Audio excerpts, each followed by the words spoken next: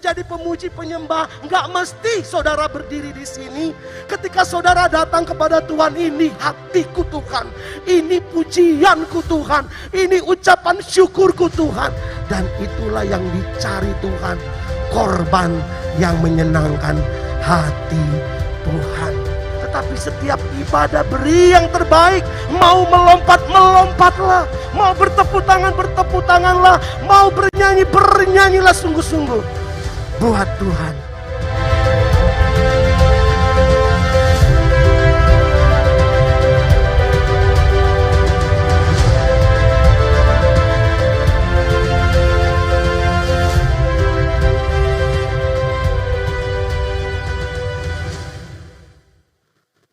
Haleluya. Puji Tuhan. Selamat pagi Bapak Ibu saudaraku dalam kasih Tuhan, baik di rumah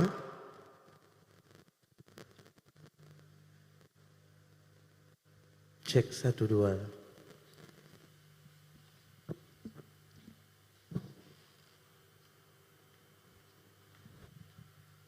Puji Tuhan. Coba dulu salam Pantekosta. Haleluya 3 kali ya. 1 2 3.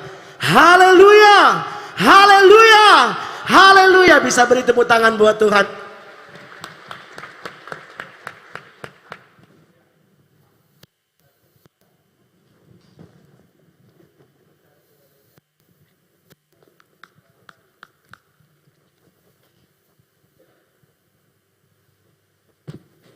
Cek 1, terima kasih.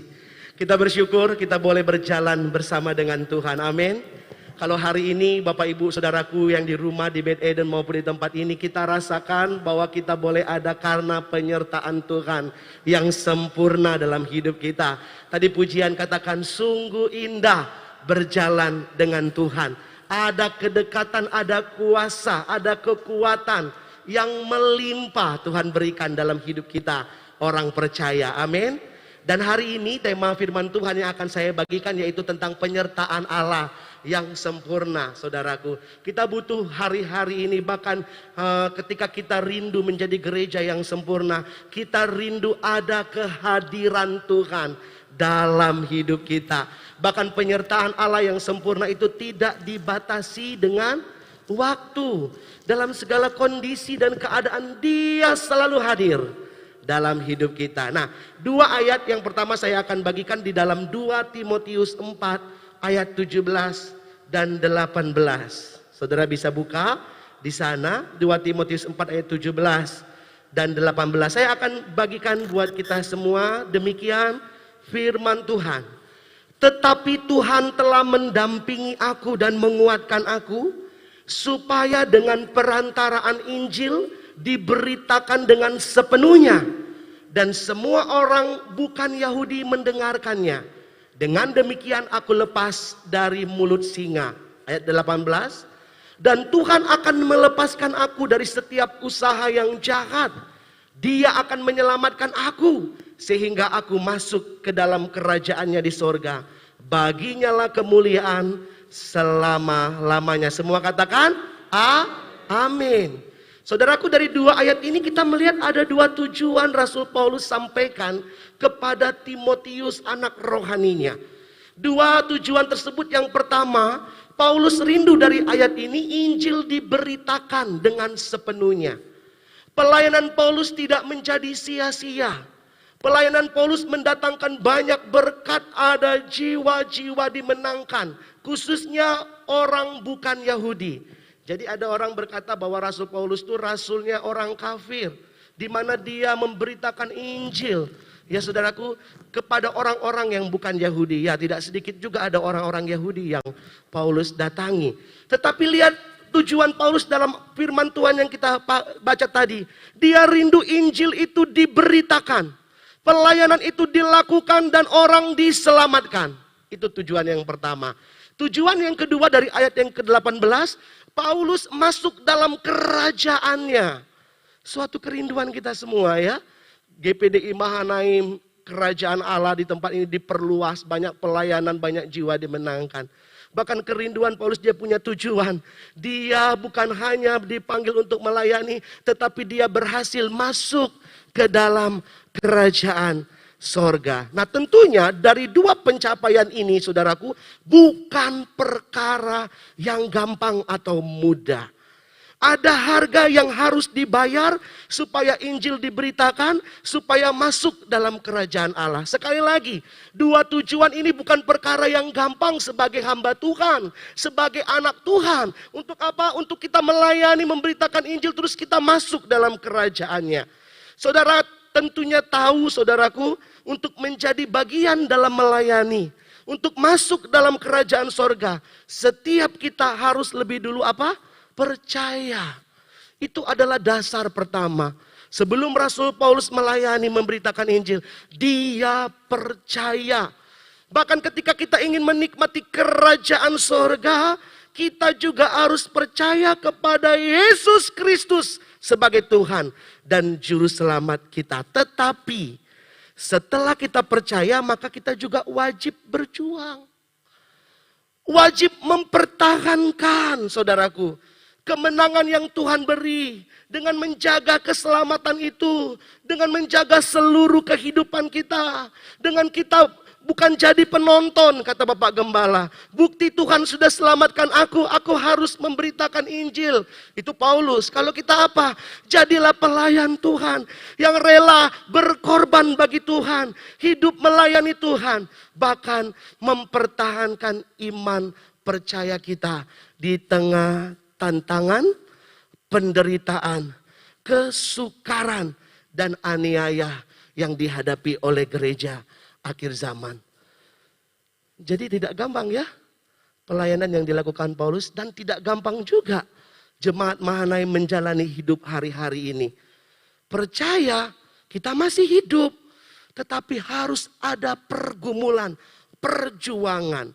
Nah saudaraku, di kisah dari Rasul Paulus ini, ya, melalui pesan terakhirnya, Paulus sedang bersaksi, saudaraku. Dia bersaksi mengingatkan Timotius, di mana dua tujuan ini ketika Timotius lakukan, memberitakan Injil, berjuang untuk kerajaan Allah, Paulus mengingatkan supaya Timotius tetap kuat, tidak tawar hati, bahkan terus berdiri dalam kebenaran dan ajaran yang sehat, dan tidak takut sekalipun Timotius dalam satu titik di mana dia menghadapi semua tantangan seorang diri. Luar biasa, dari kesaksian ini Paulus ingin menyampaikan suatu berita. Dalam banyak pelayanan tantangan, jika engkau di satu titik engkau sendiri, jangan pernah lemah, jangan pernah takut. Jadi saudaraku, dengan kesaksian ini terlihat bahwa Paulus itu dia kuat, dia tegar, sebab ia berusaha mengatasi permasalahannya sendiri. Walaupun dalam pemberitaan Injil saudaraku, dia tetap membutuhkan dukungan dari para sahabatnya. Ya, dia tetap membutuhkan para pelayan-pelayan yang lain. Jadi untuk memperluas kerajaan Allah di GPDI Mahanaim, kita butuh orang-orang. Kita butuh para pelayan-pelayan Tuhan. Kita sama-sama jemaat bergandengan tangan. Begitu juga dengan Rasul Paulus. Tetapi saudaraku, dalam konteks ini, Paulus pernah dalam posisi di mana Paulus dia seorang diri dan tidak ada seorang pun yang mendampingi Paulus. Ya, Paulus menyampaikan bahwa dalam pelayanannya ada orang yang meninggalkan dia karena dunia. Ada orang meninggalkan dia karena berpisah, karena pelayanan. Coba kita buka di 2 Timotius 4 ayat 10. Perhatikan ini. Karena Demas telah mencintai dunia dan meninggalkan aku. Ia telah berangkat ke Tesalonika. Jadi ada orang yang dia harapkan, dia butuhkan, ternyata mencintai dunia dan meninggalkan Rasul Paulus. Ya, karena motivasinya bukan lagi kepada Injil. Tetapi ada juga rekan-rekannya, saudaraku, dijelaskan di situ. Kres dikatakan telah pergi ke Galatia dan Titus pergi ke Dalmatia. Artinya apa? Sahabatnya juga pergi untuk melayani. Bahkan di ayat yang ke-12, Tikhikus telah kukirim ke Efesus. Dan tantangan berikutnya yang 14, Alexander tukang tembaga itu telah banyak berbuat kejahatan terhadap aku. Tuhan akan membalasnya menurut perbuatannya. 16. Pada waktu pembelaanku yang pertama, dikatakan apa di situ? Tidak seorang pun yang membantu aku, semuanya meninggalkan aku. Luar biasa ya, di posisi seperti ini. Sahabat-sahabatnya pergi melayani.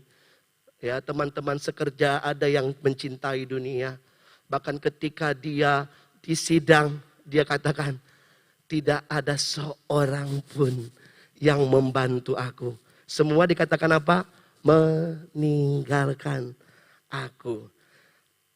Ada ungkapan yang berbunyi seperti ini, saudaraku. Banyak teman untuk tertawa, namun sedikit teman untuk apa? Menangis. Benar atau benar? Di dunia sekarang ini banyak teman untuk tertawa, namun sedikit teman untuk menangis. Ini menunjukkan bahwa di saat kita mengalami kesulitan, hanya sedikit, bahkan kadang-kadang tidak ada orang rela mendampingi kita menjalani masa sulit, masa sukar yang kita alami. Jadi kesimpulan dari ayat yang kita baca, saudaraku, jelas bahwa manusia itu bukan Allah. Manusia itu bukan Tuhan. Tuhan mau selalu hadir menyertai kita dalam segala kondisi, keadaan apapun yang kita alami. Tetapi manusia, dia bisa tertawa dalam kondisi senang, tetapi dalam kondisi sedih, dia bisa meninggalkan kita. Hanya Tuhan yang terus setia, yang selalu ada buat kita. Amin. Ya, dia Allah yang setia. Bahkan dia buktikan kesetiaannya dengan mati di kayu salib. Bahkan dia buktikan kesetiaannya dengan tidak membiarkan kita melangkah seorang diri. Nah, yang menjadi perhatian saya, saudaraku, ayat 16 dan 17 tadi dibuka lagi. Dikatakan di situ, tetapi Tuhan telah mendampingi aku. 4 ayat 18, dan Tuhan akan melepaskan aku. Dikatakan tetapi Tuhan dan Tuhan. Paulus mengajarkan kepada Timotius, sekalipun orang meninggalkan engkau, sekalipun tidak ada bantuan dari manusia, ada satu pribadi, tetapi Tuhan dan hanya Tuhan yang akan selalu memberkati, menolong, bahkan menyertai kehidupan kita. Ketika katakan tetapi Tuhan dan hanya Tuhan, suatu pengakuan yang seharusnya menjadi iman kita. Untuk kita terus mencari Tuhan, amin. Untuk kita terus berharap kepada Tuhan. Tuhan bisa menggerakkan manusia untuk menolong kita. Tetapi ingat, bukan manusia yang kita andalkan, tetapi Tuhan yang mampu dan kita bisa andalkan, saudaraku.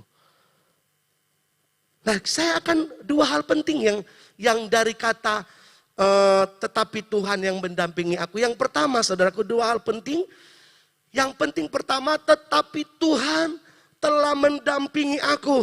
Dan apa? Menguatkan aku. Dia setia yang selalu mendampingi, bahkan menguatkan. Kalau kita ingat di ayat 16, saya sediakan lagi di situ. Bahwa pada waktu pembelaanku yang pertama, tidak seorang pun yang membantu aku, semuanya meninggalkan aku. Baru lanjut di ayat yang kita baca tadi. Tetapi Tuhan yang membela, mendampingi, dan menguatkan aku. Salah satu hal di dunia yang ditakutkan oleh manusia, selain sakit penyakit, kegagalan, permasalahan hidup, yaitu apa? Kesepian. Kesendirian. Itu juga salah satu yang ditakutkan. Karena apa? Kesepian membuat orang merasa dia sendirian menghadapi tantangan dalam kehidupannya. Tidak ada teman, tidak ada kerabat. Dan orang-orang yang mendukung, menopang sudah tidak ada lagi. Bahkan kesepian juga bisa melanda siapa saja. Kesepian juga dapat dialami pria dan wanita, bahkan kaya sekalipun. miliki ini, miliki itu. Tetapi ini bisa juga dialami orang, saudaraku, yaitu kesepian. Dikatakan tadi yang kita baca, tidak ada seorang pun. Firman Tuhan di ayat 17 dikatakan, tetapi Tuhan telah mendampingi aku dan menguatkan aku. Firman Tuhan yang kita baca, tetapi Tuhan menguatkan, mendampingi aku. Ini saudaraku, mendampingi berarti dia dekat kepada kita. Perhatikan kata mendampingi. Bahasa Yunaninya paristano, saudaraku, yang berarti dia hadir. Dia menempatkan diri dengan posisi yang sangat dekat dengan kita. Itulah kata mendampingi. Ada suatu kedekatan yang tidak ada jarak lagi, saudaraku. Itulah kata mendampingi. Dia mau hadir dekat dengan kita, bahkan lebih dekat dari baju yang kita pakai. Ya, luar biasa ya Tuhan kita ya. Luar biasa saudaraku. Kata mendampingi, dia tidak akan membiarkan saudara sendirian. Bahkan kata mendampingi, dia tidak diam. Tetapi dia membuktikan, menunjukkan bukti bahwa dia sedang bekerja. Bahwa dia sedang membantu kita. Jadi saudara jangan merasa saudara sendirian. Ada Yesus, amin. Yang selalu peduli. Ada Yesus yang selalu mengerti saudara. Maka kata mendamping tadi dikatakan dekat sekali. Dilanjut mendamping dan menguatkan. Bahasa Yunaninya dikatakan endunamo, ada kuasa. Ada kekuatan yang Tuhan berikan. Menjadikan orang lain lebih diperkuat. Diberikan kemampuan untuk bertahan. Ada sesuatu yang Yesus transferkan dalam diri kita. Ketika dia mendampingi dekat dan menguatkan kita. Jadi kalau kita memahami di sini. Tuhan itu hadir. Kita bisa menikmati kehadirannya. Dengan kekuatan yang dia berikan dalam hidup kita. Ketika kita memahami bahwa dia mau mendampingi dan menguatkan kita, maka kita tidak akan merasa lagi sendirian. Tidak akan pernah lagi merasa ditinggalkan. Dan tidak akan pernah merasa tidak ada harapan. Karena Allah di dalam Yesus Kristus selalu menjadi pendamping kita. Dia menempatkan diri sangat dekat dengan saudara. Ya, terkadang kita merasa jauh itu perasaan kita, kecuali dosa ya, dikatakan yang memisahkan aku dan Tuhan dengan kita yaitu dosa. Tetapi ketika kita hidup dalam kebenaran, masalah tantangan yang kita hadapi, jangan pernah berpikir lagi Tuhan itu jauh. Tetapi berpikirlah Tuhan itu dekat, mendampingi kita dan memberikan kita kekuatan. Dan yang kedua, saudaraku. Pesan penting yang kedua, dan Tuhan dikatakan. Dan Tuhan akan melepaskan aku dari setiap usaha yang jahat. Dan dia akan menyelamatkan aku. Yuk baca lagi ayatnya. Karena ini penting ya saudaraku. Dikatakan, dan Tuhan akan melepaskan aku dari setiap usaha yang jahat. Dia menyelamatkan aku. Sehingga aku masuk ke dalam kerajaannya di sorga. Baginya lah kemuliaan selama-lamanya. Amin. Firman Tuhan jelas ya dengan tegas bahwa Tuhan akan apa? Melepaskan kita dari yang jahat. Nah, makna dari kata melepaskan bukan berarti kita tidak pernah mengalami. Bukan berarti kita tidak pernah menghadapi. Kita hadapi. Kita alami. Saudaraku, tetapi kuasa Kristus terlebih kuat, terlebih besar dari jerat dan kuasa iblis. Sehingga apa? Kristus berkuasa melepaskan kita. Jadi jangan pernah meragukan kuasa Tuhan. Ya, tadi dikatakan kita kalahkan kuasa iblis dengan nama Tuhan, dengan kekuatan dari pada Tuhan.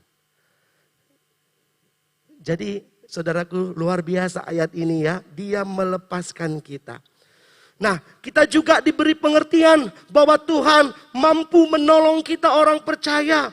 Ya saudaraku, sekalipun kita sudah beriman kepada Yesus Kristus, tentunya tantangan ini tetap kita hadapi.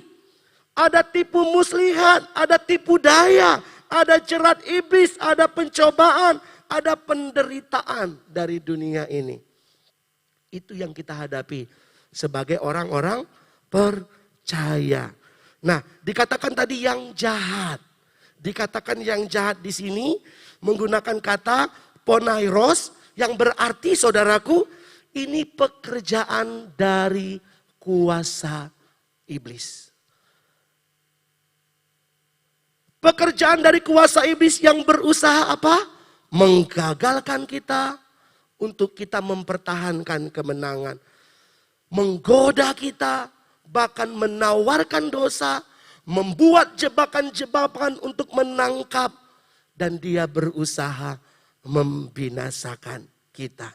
Ini makna kata yang jahat. Jadi hati-hati ya saudaraku.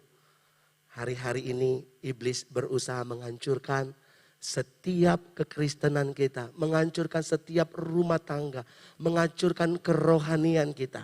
Dengan berbagai macam godaan, dikatakan di situ dia berusaha menggagalkan iman kita, ya, menggagalkan kita untuk mempertahankan kemenangan. Kita percaya kemenangan itu menjadi milik kita. Tetapi untuk mempertahankan kemenangan itu, jangan sampai yang jahat ini, iblis ini berusaha menggoda, menawarkan dosa, bahkan berusaha menjebak kita dalam perangkapnya dan membinasakan kita. Kita perhatikan saudaraku, Efesus 4 ayat 21. Dikatakan seperti ini. Dan janganlah beri kesempatan kepada siapa? Iblis. Nah saudara, kalau suka lihat di perikopnya ini tentang manusia baru. Sebagai manusia baru, penting peringatan ini. Yaitu untuk apa? Jangan beri kesempatan kepada iblis. Sedikit saja saudara buka celah. Sedikit saja saudara buka hati buat iblis. Maka dia akan menggagalkan manusia baru. Dia akan menghancurkan bahkan merusak kehidupan kita. Jadi sekali-kali jangan beri kesempatan kepada iblis. Selanjutnya Efesus 6 ayat 11. Firman Tuhan katakan, kenakanlah seluruh perlengkapan senjata Allah. Supaya kamu dapat apa? Bertahan melawan tipu muslihat iblis. Ya, kita hancurkan setiap tipu dayanya seperti pujian tadi. Ya, tetapi bagaimana dengan kitanya? Tuhan sudah beri kemenangan itu di tangan kita. Tetapi jangan sampai kita terjatuh dengan apa? Tipu daya iblis, tipu muslihat iblis yang berusaha menggagalkan dan menjatuhkan kita. Kita disarankan untuk apa? Kenakanlah seluruh perlengkapan senjata Allah. Artinya kita harus berhati-hati, kita harus berwaspada.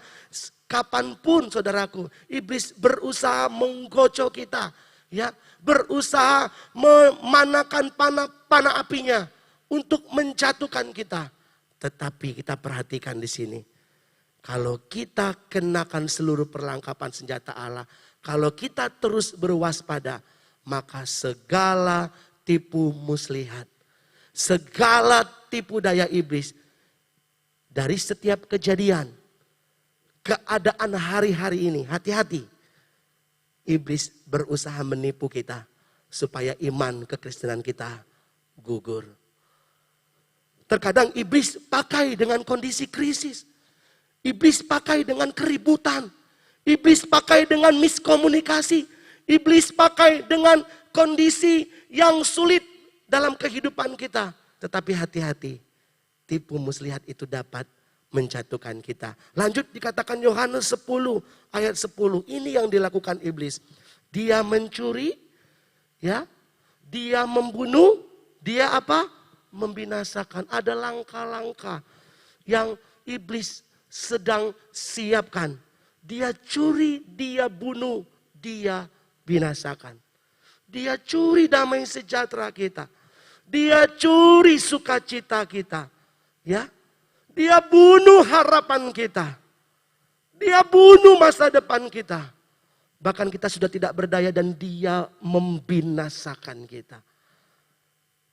Hati-hati saudaraku. Nah saudaraku, firman Tuhan menguatkan kita. Apapun usaha iblis, apapun jerat yang dia lakukan, apapun pencobaan godaan yang kita hadapi, Kristus siap mendampingi. Kristus siap melindungi. Kristus siap melepaskan kita.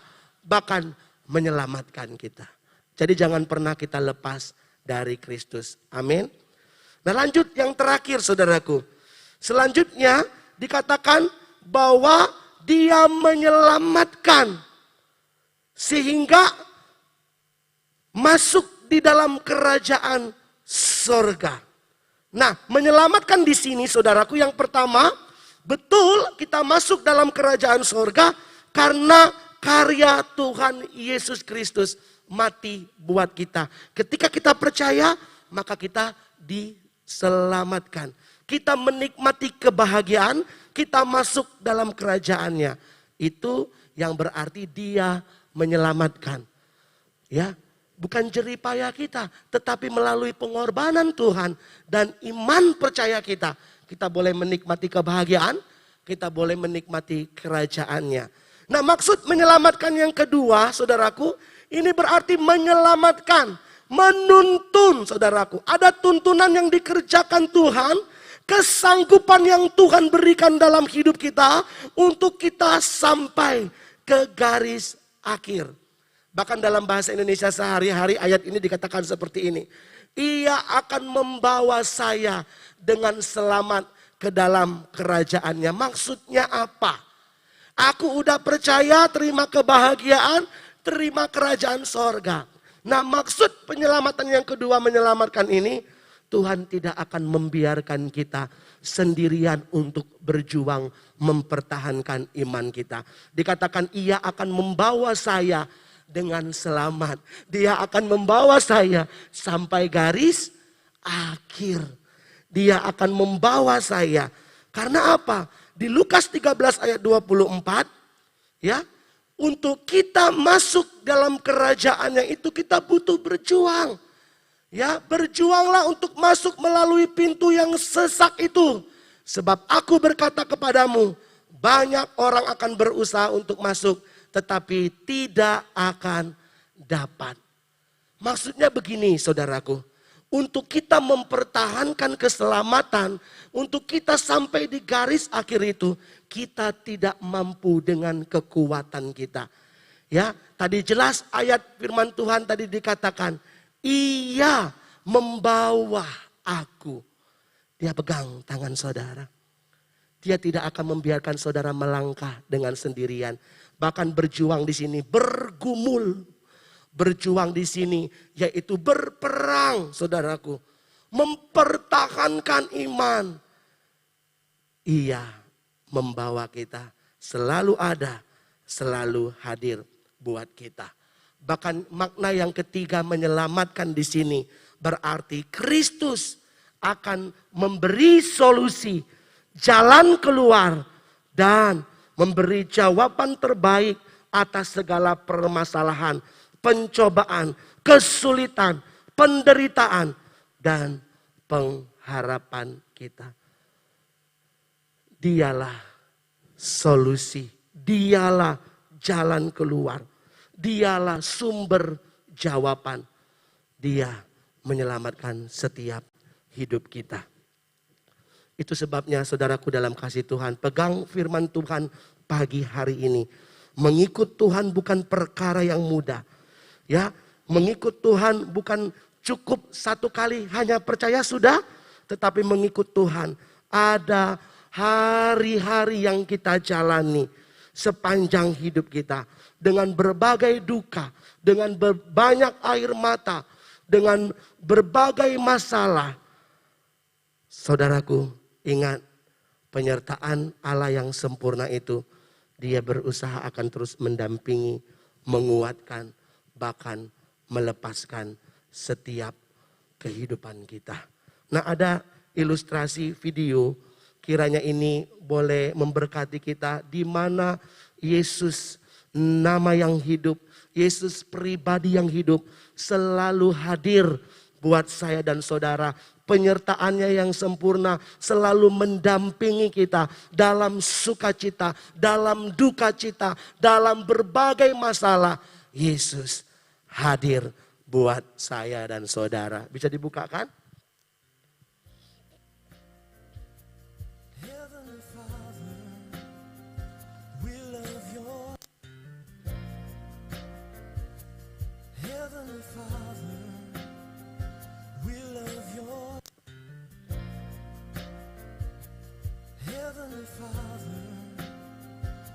Gak bisa ya?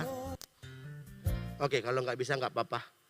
Saudaraku, dalam segala kondisi keadaan apapun, ada Yesus. Saya mengundang pemain musik. Kita angkat lagu pujian. Tuhan sertaku. Tuhan peliharaku. Tuhan selalu ada buat kehidupanku. Haleluya, haleluya, haleluya. Terima kasih sampai hari ini Engkau terus mendampingi kami. Sampai hari ini Engkau terus ada buat kami. Engkau menguatkan setiap tangan-tangan yang lemah.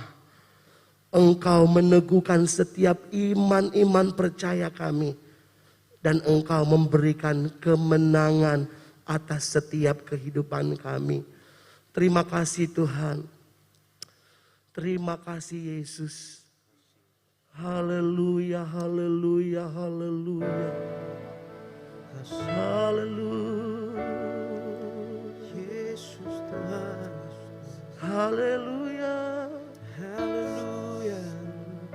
Percayalah, Dia dekat. Dia memberikan kuasa untuk kita kuat. Saudara yang datang sendirian hari ini, mungkin saudara datang tanpa suamimu, tanpa keluargamu, saudara punya pergumulan yang begitu berat. Firman Tuhan katakan, tetapi Tuhan yang mendampingi aku. Amin. Tetapi Tuhan yang menguatkan aku. Atau saudara datang dengan pasangan saudara, suami dan istri, dan saudara menghadapi begitu banyak masalah. Saudaraku, mari bergandengan tangan, miliki iman yang kuat bahwa Dia akan melepaskan aku. Amin.